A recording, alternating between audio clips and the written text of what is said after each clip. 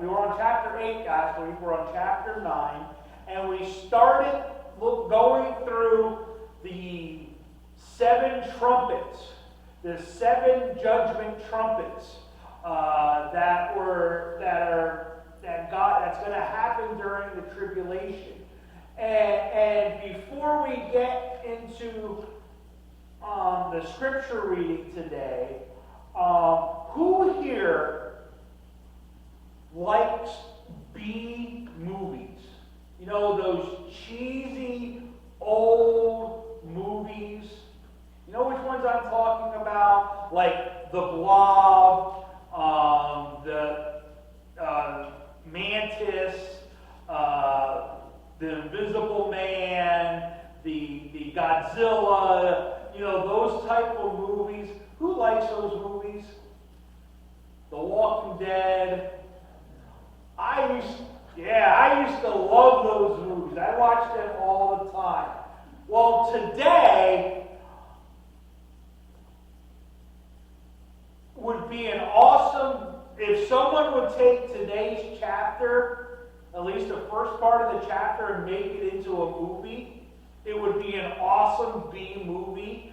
But unfortunately, at some time in the future, this isn't going to be a movie, but it's going to be a reality. And we'll get into that in a little bit. But we're going to start, and we're going to go through like we did last week, where I'm just going to read through the scripture, and I'm just going to make comments as we work through the scripture. So if you would, please open your Bible to Revelation chapter 9. And we'll start with verse 1.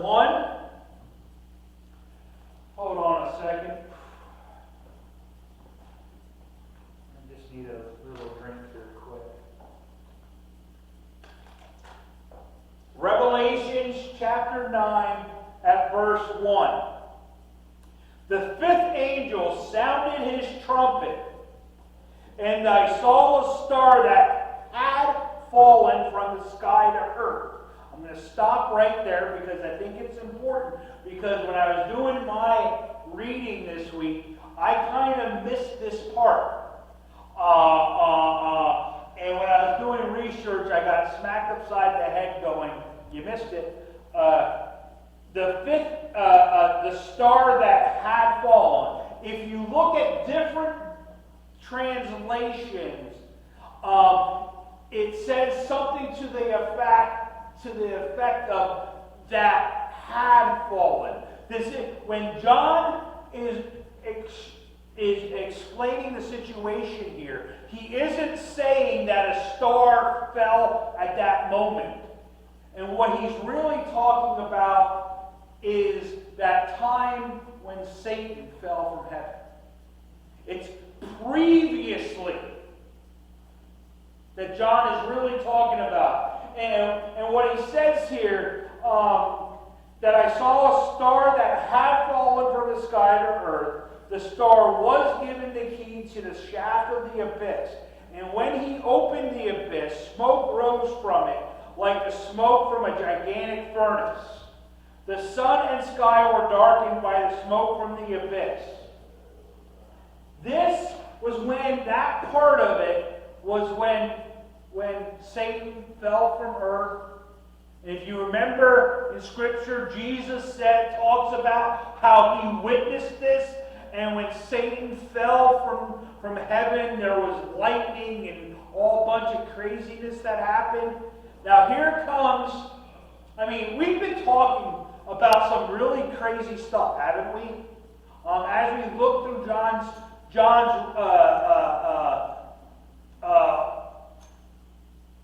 vision, we have seen that there's wars going on, and mountains are tumbling, and possible nuclear war and nuclear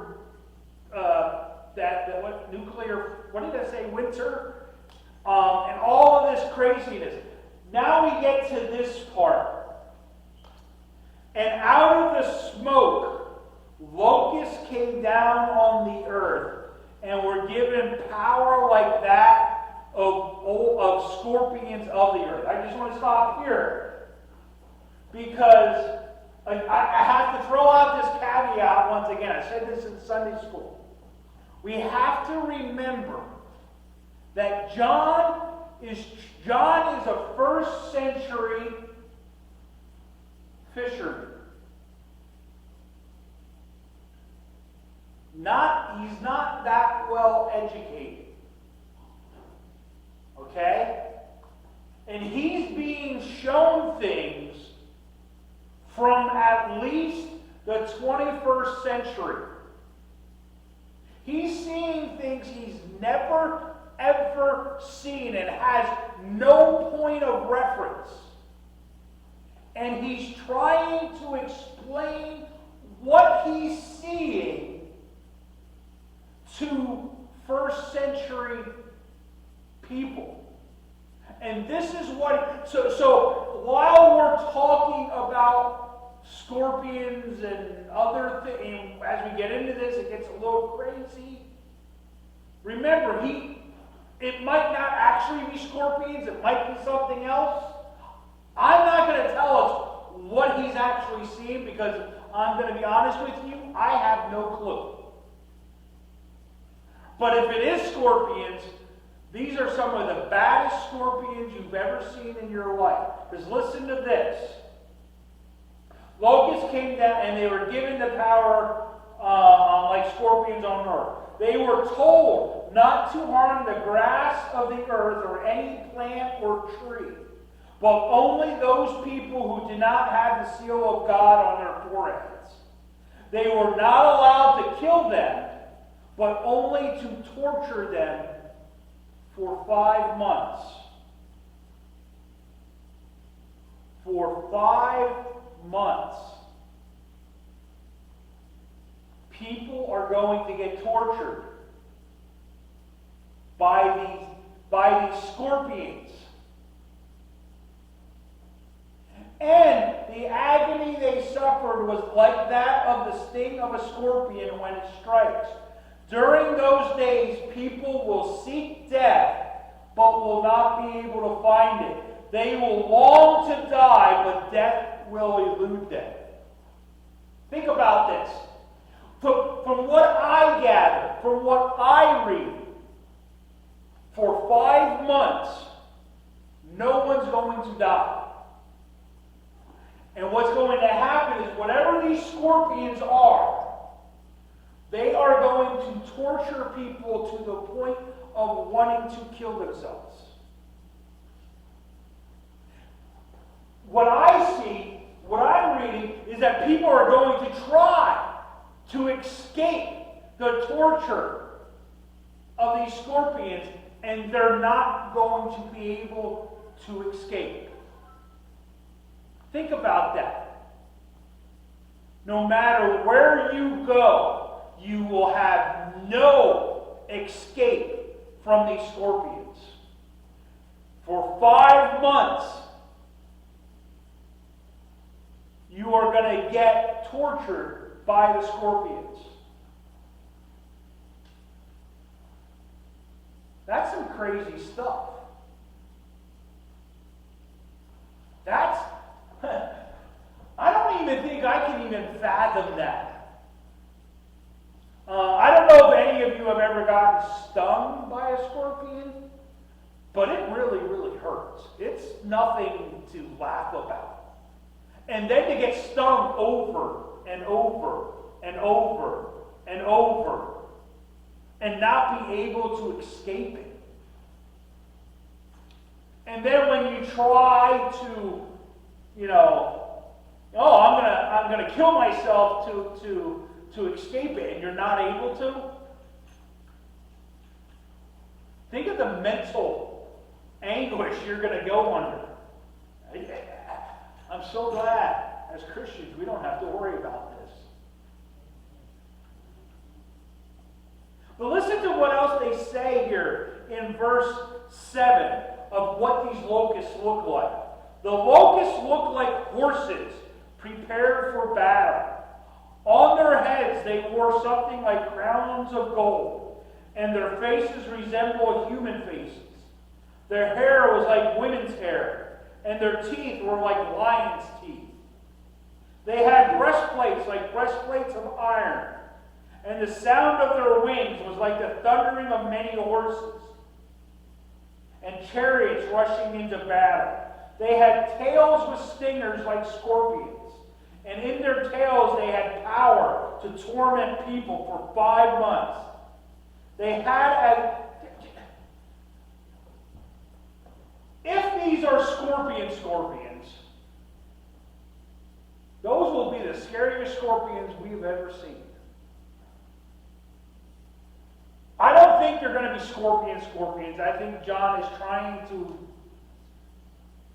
see something. I don't even think we have seen what this manifestation is.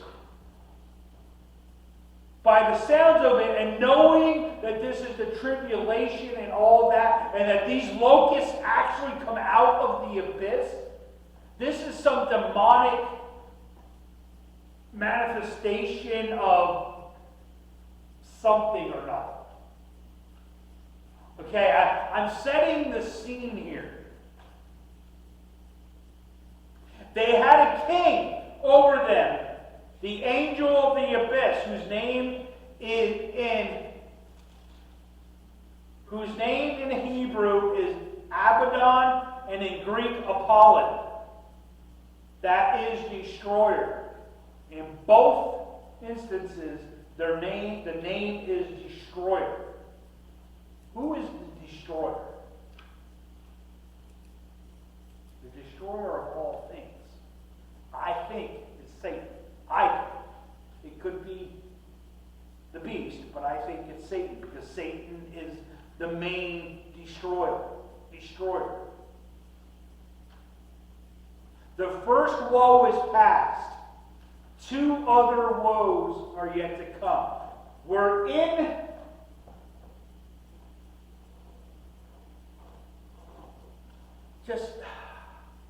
I think about this, and I get overwhelmed with everything, because all of this that we're talking about, everything that we've been talking about the past couple of weeks, is going to come to fruition in 3.5 years.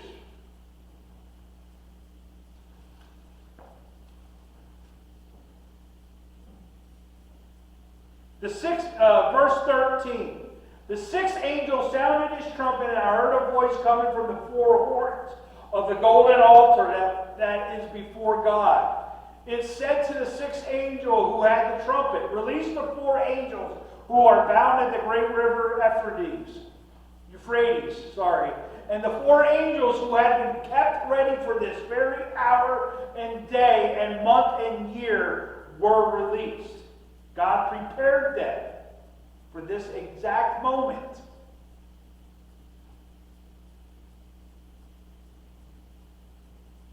Were released to kill 1/3 of mankind. We're going to get back there. The number of the mounted troops was twice 10,000 times 10,000.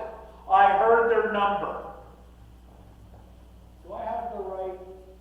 And it says up there, and the number of the army was 200 million. 200 million was in this army. The horses and riders I saw in my vision looked like this. Their breastplates were fiery red, dark blue, and yellow as sulfur. The heads of the horses resembled the heads of lions. And out of their mouths came fire, smoke, and sulfur. Now this is all metaphorical. This is all, I'm trying to think of the right word, and I just can't get the right word. Symbolic of what's to come. The power of the, where am I? 18. Right? 1/3 of mankind was killed by the 3 plagues of fire, smoke, and sulfur that came out of their mouths. The power of the horses was in their mouths and in their tails, for their tails were like snakes having heads with which to inflict injury. Just want to stop there and rewind a little bit about these four angels. These four angels, as we learned earlier, they were held back. God said, do not harm mankind. And now they are released.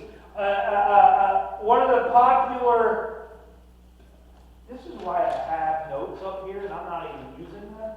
One of the popular theories is that the Euphrates is the major dividing line between different cultures and stuff like that. And God has a special protection on there because the cultures haven't really mixed much and there hasn't been.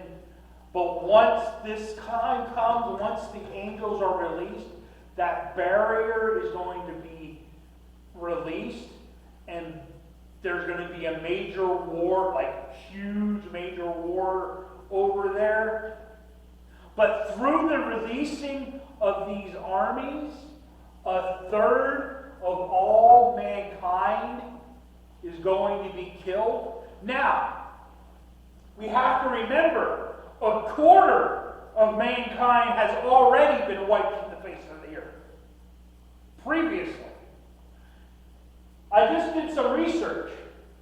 There is currently about 8 billion people on Earth. We're right about the 8 billion mark. So, if you take, first you take a quarter of them. A quarter of 8 billion is 1.75 million. Well, 1,750,000,000. Again, he's right. And then you take a third of what's left, and that's about another 1,750,000,000 people. So in less than 3 years, in 3.5 years, 3.5 billion people are going to die.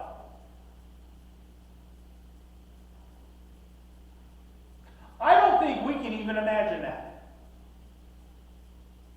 We get excited when a couple thousand people die in a 2-year span. Let alone 3.5 billion.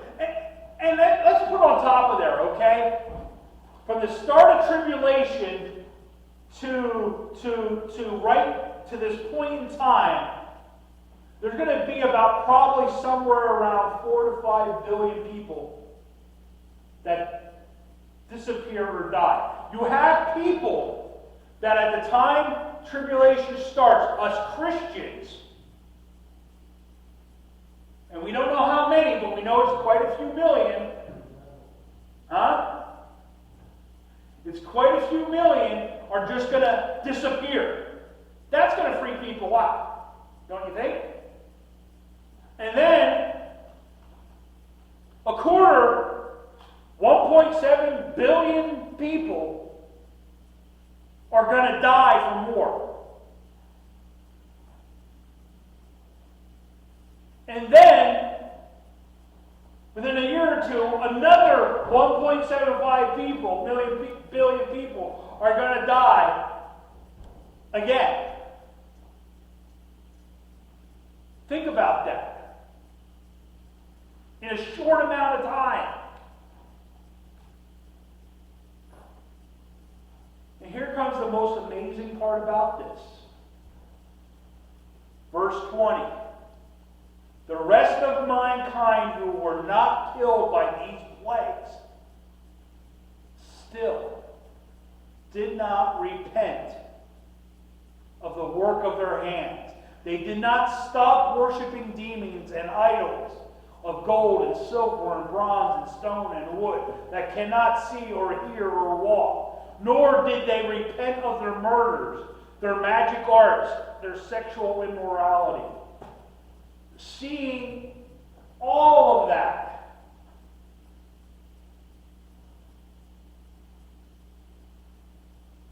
and these people still didn't repent. The amazing part that I see, there's a couple, but the first thing that I see is the love of God. You're like, how can this be the love of God? That He's going to allow this to happen. That He's going to set these events in motion. That He is going to put forth His judgment on people. Well, first, it's because His judgment is holy. But second, He's being patient. Even though He knows these people are not going to repent, God still holds some sort of hope that these people are going to surprise Him and turn to Him as these events are unfolding. Well, Pastor, doesn't God know who's going to doesn't He know all things, so He knows who's going to repent and who's not? Yes and no. Because here's the key. The great thing about free will is that we can surprise God, both in the good and the bad. I believe that's the only way we can have free will. That when God bestowed free will on us, He gave us, He has limited Himself on purpose, so that way we can surprise Him. Because we can always choose different. Just because He knows what we're going to do doesn't mean that we can't surprise Him. Our kids do that sometimes. There's times as parents where we know our kid's going to do something, and all of a sudden they don't do it. And we're like, oh, cool. Like just yesterday, as I was talking to my daughter, and I was on the lawnmower before we FaceTimed, and we were talking on the phone, and we were just hanging up, and my daughter very rarely says, I love you. Up until yesterday, 100% of the time, before we hang up, I have to say I love you first. Yesterday was the very first time I remember her. I was about ready to hang up, and she goes, love you, Dad. And I'm like, love you! It shocked the bejesus out of me. I love my daughter, and I know she loves me, so it doesn't, but it was the first. That's got to be how God feels.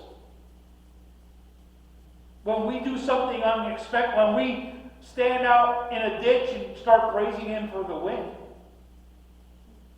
Out of nowhere, but these people, they don't get it. Some of this is because Satan, during this time, will already deceive him. And what I believe what people are going to do, because I see it today, part of the reason people aren't going to repent is for the same reason I see people today not repenting, and why I see Christians going astray. Because when life gets hard, who do we blame?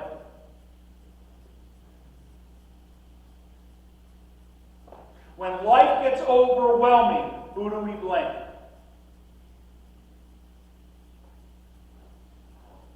I've watched, I've counseled Christian friends that life smacked them in the face.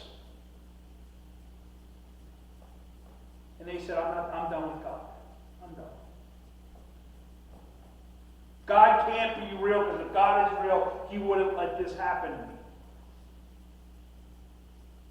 And I just tell them sometimes, and I just think it sometimes, if God allowed His Son to come down on earth, to suffer and get nailed to a cross, the most horrible death that there is out there.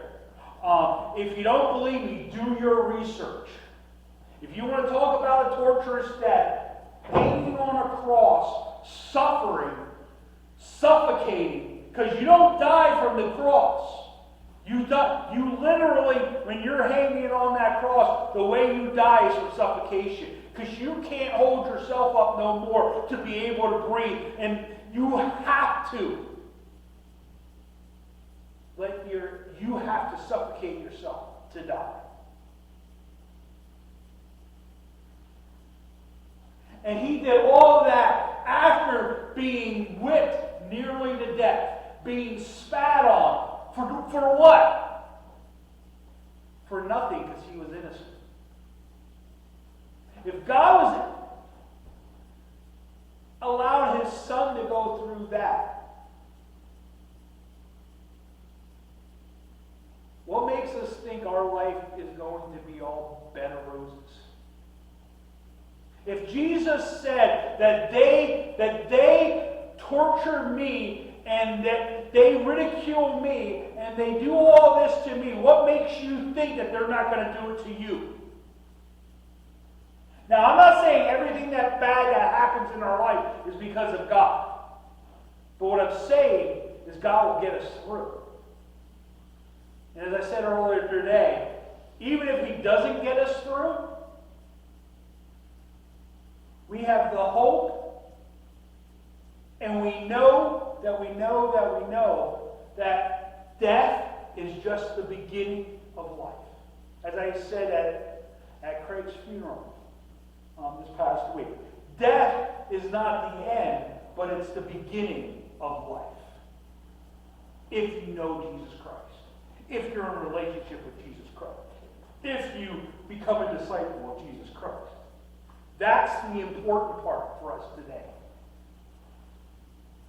But there are going to be millions and billions of people that totally reject it. That no matter what God does, they're just no. They're going to be so angry that they're going to totally reject and continue to be in their selfish ways, relying on mystical arts, relying on satanic rituals, relying on all this other stuff, when the only place of freedom is in Jesus Christ.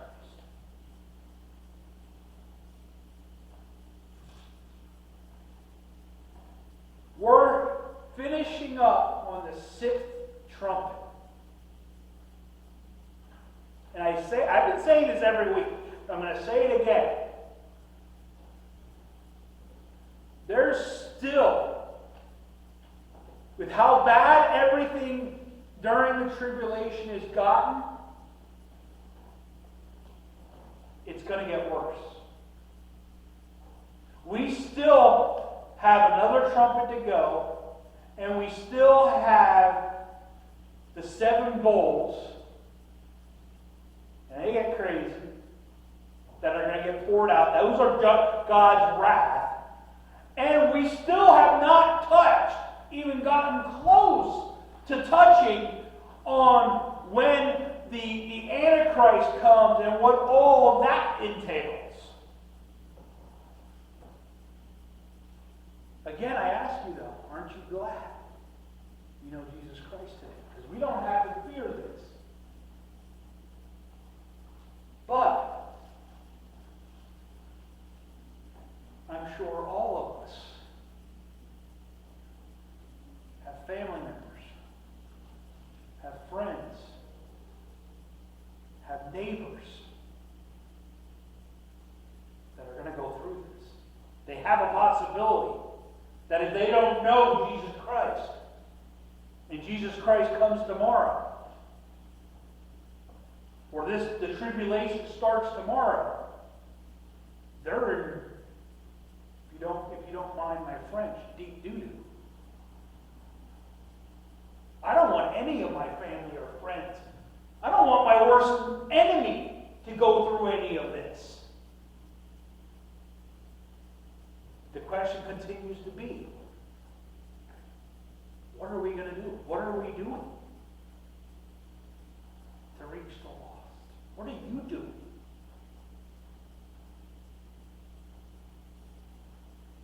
And I go back to what the magician, Penn, famous atheist, what he said. If a Christian truly believes the Bible, why are you not screaming it from the mountaintops? Why are you not being the crazy person on the corner? If you truly believe this is the only way, why aren't we more radical about it?